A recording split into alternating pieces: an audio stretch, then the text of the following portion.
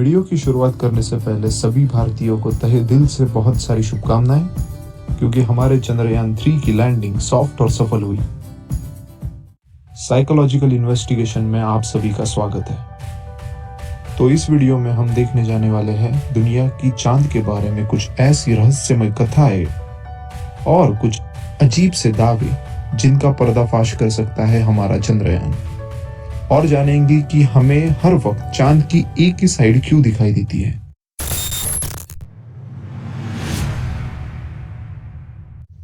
आज तक चांद पर सिर्फ 4 देश पहुंच पाए: यूएसए, रशिया, चाइना और हमारा देश इंडिया। यूएसए का था अपोलो 11, रशिया का था लूना स्पेस मिशन, चाइना का था शैंगे और इंडिया का है चंद्रयान। लेकिन जब से ये 4 मिशन मून पर सफल हुए हैं तो उसके साथ साथ कुछ रहस्यमय बातें सामने आई। तो चलिए नजर डालते हैं उन सब बातों पर। सबसे पहले है अपोलो 11।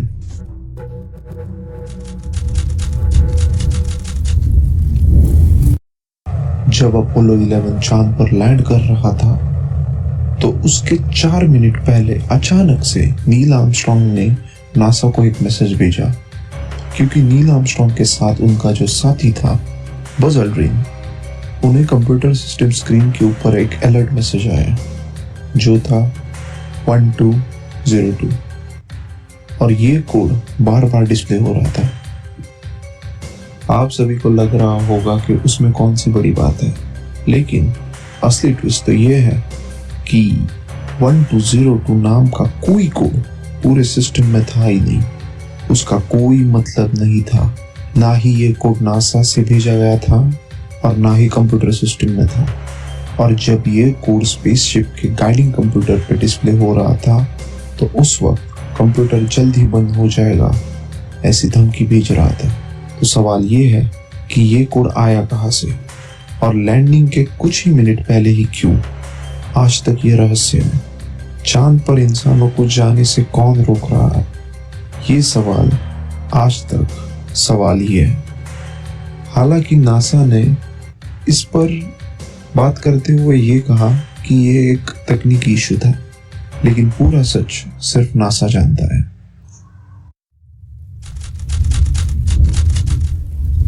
नील आर्मस्ट्रॉन्ग अपोलो 11 के बाद जब वापस आए तो उन्हें एक प्रेस कॉन्फ्रेंस में पूछा गया कि आपने चांद के ऊपर क्या देखा और इस मिशन के बारे में आपका क्या कहना है। तो उन्होंने कहा, That's one small step for a man। तो कुछ लोगों का मानना है कि a man का मतलब है कि उन्होंने चांद पर किसी आदमी को देखा। क्या ये सच है? चलिए इसके ऊपर इन्वेस्टिगेशन करते हैं। चांद पर एलियंस होने की कहानियां नील आर्मस्ट्रॉन्ग के इस स्टेटमेंट के बाद ही नहीं, उससे पहले भी सुर्खियों में थी। जैसे कि 1820 में एक बावेरियन एस्ट्रोनॉमर थे, फ्रांस वॉन पोला। तो उनका कहना यह था कि उन्होंने अपने टेलीस्कोप से जब चांद को देखा तो उन्हें चांद पर एक पूरा शहर होने की झलक मिली। उन्होंने कहा कि वहां रहने वाले लोग बहुत ही आधुनिक हैं, यह उनका दावा था, और उन्हें वो झलक बस थोड़ी देर के लिए दिखाई दी थी। तो इस चीज का संबंध कोड 1202 के साथ भी हो सकता है। क्या आपने एक बात पर गौर की कि कोड 1202 भी कहीं और से भेजा गया था? तो हो सकता है कि ये एस्ट्रोनॉमर जो बोल रहे हैं वो सच हो। क्या सच में चांद पर कोई रहता है?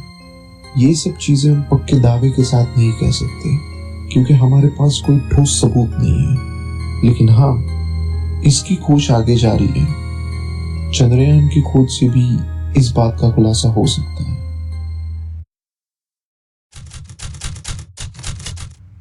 अपोलो 11 से कुछ ही महीने पहले रशिया चांद पर पहुंचा था। उस मिशन का नाम था लूना स्पेस मिशन, जिसकी लैंडिंग भी साउथ पोल पर हुई थी, चांद की वो साइड जो कभी हमें दिखाई नहीं देती। वैसे आप सभी को बता ही देता हूं कि हमें चांद की सिर्फ एक ही साइड क्यों दिखाई देती है। एक्चुअली साइंटिफिक रीजन ये है कि चांद का पीरियड ऑफ रोटेशन और ऑर्बिट रोटेशन ऑलमोस्ट सेम है, लगभग पृथ्वी जैसा। मतलब चांद भी उसी तरह से घूमता है जैसे पृथ्वी घूमती है। इसलिए हमें सिर्फ चांद की एक ही साइड दिखाई देती है। रशिया का लूना स्पेसक्राफ्ट सॉफ्ट लैंडिंग हुआ था 1966 में। लूना स्पेस मिशन के बाद भी कुछ अजीब से दावे सामने आए। उसमें से एक था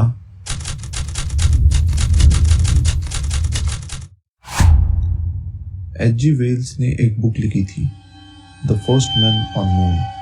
उसमें उन्होंने कहा था कि चांद एक अंतरिक्ष यान है जिसे एलियन यानी दूसरे ग्रह के लोगों ने पृथ्वी पर नजर रखने के लिए बनाया है, और उनका कहना था कि यही एक वजह है कि चांद सिर्फ पृथ्वी के आजू बाजू घूमता है।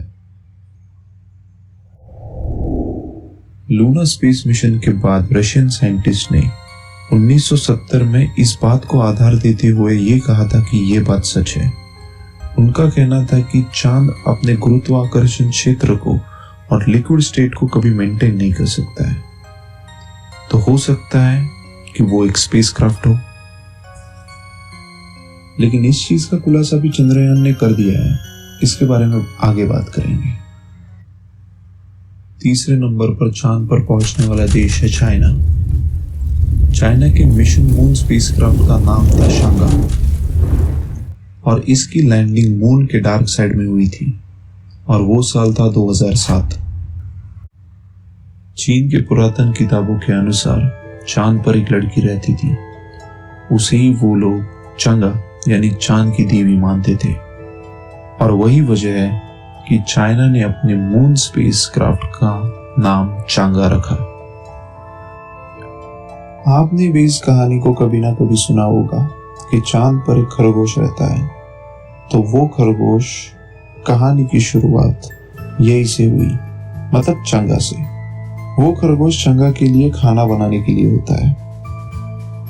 अपोलो 11 के बाद नील आर्मस्ट्रॉन्ग ने भी एक इंटरव्यू में इस चांद के ऊपर रहने वाली अमर लड़की यानी कि चांगा, उसके बारे में हंसते हुए मजाक में एक बात की थी। लेकिन इतना समझ लीजिए कि ये एक बस कहानी है। और चौथा है भारत का चंद्रयान 3। साल 1999 में भारत के प्रधानमंत्री अटल बिहारी वाजपेयी ने चंद्रयान मिशन की मंजूरी दी। हालांकि 2008 में चंद्रयान 1 और 2019 में चंद्रयान 2 की चांद पर लैंडिंग सफल नहीं हुई। 1999 के करीब 15 साल बाद हमें सफलता मिली चंद्रयान 3 के स्वरूप में। चंद्रयान 3 की लैंडिंग उस जगह हुई है जहां आज तक सूरज की एक भी किरण नहीं पहुंच पाई है। मिशन चंद्रयान 3 का मकसद चांद की जमीन का परीक्षण करना है, और हालांकि स्टडी में ये सामने आया है कि चांद की ऊपरी जमीन का तापमान और नीचे के जमीन का तापमान उसमें बहुत ही अंतर है। विक्रम लैंडर ने जब चांद की जमीन के टेम्परेचर की जांच की तो ऊपरी जमीन का टेम्परेचर था 50 डिग्री, और 8 सेंटीमीटर चांद के जमीन के अंदर जाने के बाद जब जांच की तो टेम्परेचर आया -10 डिग्री सेल्सियस। और इसी वजह से पूरी दुनिया के साइंटिस्ट को होप मिली है कि चांद पर पानी या फिर बर्फ मिल सकती है। लेकिन रहस्यमय सवाल यह है कि चांद की उस जमीन पर हजारों सालों से सूरज की एक भी किरण नहीं पहुंच पाई है, तो चांद की ऊपरी जमीन का तापमान 50 डिग्री इतना गर्म क्यों, और 8 सेंटीमीटर अंदर -10 डिग्री इतना कम क्यों? इसकी जांच अभी भी शुरू है। अब नजर डालेंगे कुछ ऐसे रहस्यमय दावों पर जो हमें सोचने पर मजबूर कर देते हैं। जब इंसान ने चांद पर पहला कदम रखा तो कुछ घटनाएं सुर्खियों में आई, जैसे कि दावा number 1, full moon make you crazy. जी हाँ, पूर्णिमा आपको पागल बना सकती है। प्राचीन काल से पूर्णिमा को अजीब या पागलपन से जोड़ा गया है, जिसमें शामिल है नींद में चलना, अवैध गतिविधियां, हिंसा का दौरा पड़ना। ऐसी घटनाएं इसमें शामिल हैं। कहा जाता है कि पागल, लुनासी और लुनाटिक ये 2 शब्द चांद की रोमन देवी लूना से आए हैं, जिसके बारे में कहा जाता है कि वो हर रात अपने चांदी के रथ पर बैठकर अंधेरे में आकाश में घूमती है। इस चीज के बारे में भी कुछ प्रूफ्स हैं, लेकिन हम ये सब चीजें इस वीडियो में डिस्कस नहीं करेंगे क्योंकि उस वजह से ये वीडियो बहुत लंबी चलेगी, तो इसके लिए हम एक अलग वीडियो बनाएंगे। तो अब चलते हैं अगले दावे पर।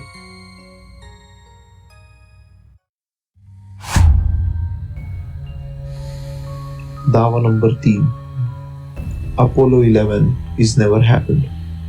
तो अपोलो 11 मिशन के बाद कुछ लोगों का मानना ये था कि ये मिशन एक फेक मिशन है। तो चलिए नजर डालते हैं कुछ ऐसे सबूतों के ऊपर जिनको मद्देनजर रखते हुए लोगों ने ये दावे किए।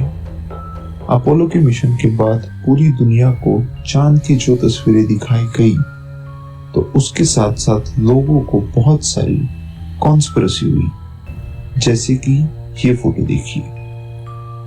इस फोटो में लोगों का कहना है कि नील आर्मस्ट्रॉन्ग और फोटो में जो ऑब्जेक्ट है उसे गौर से देखिए। ऑब्जेक्ट की और नील आर्मस्ट्रॉन्ग की शैडो एक दूसरे को पैरेलल नहीं है, जबकि अंतरिक्ष में लाइट सोर्स बस सूरज है, तो जाहिर सी बात है शैडो पैरेलल होनी चाहिए। इस वजह से लोगों को लगता है कि अपोलो 11 मिशन की फोटोज एडिटेड या फिर स्टूडियो में ली गई हुई है और ये मिशन दुनिया को दिखाने के लिए कि हम कितने ताकतवर हैं, इसलिए एक फेक मिशन दिखाया गया है।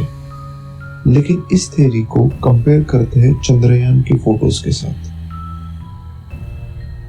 चंद्रयान की ये तस्वीर हाल फिलहाल की है। अगर उसी सोच के साथ देखा जाए तो यहाँ भी विक्रम लैंडर और चंद्रयान की परछाई एक दूसरे को पैरेलल नहीं है।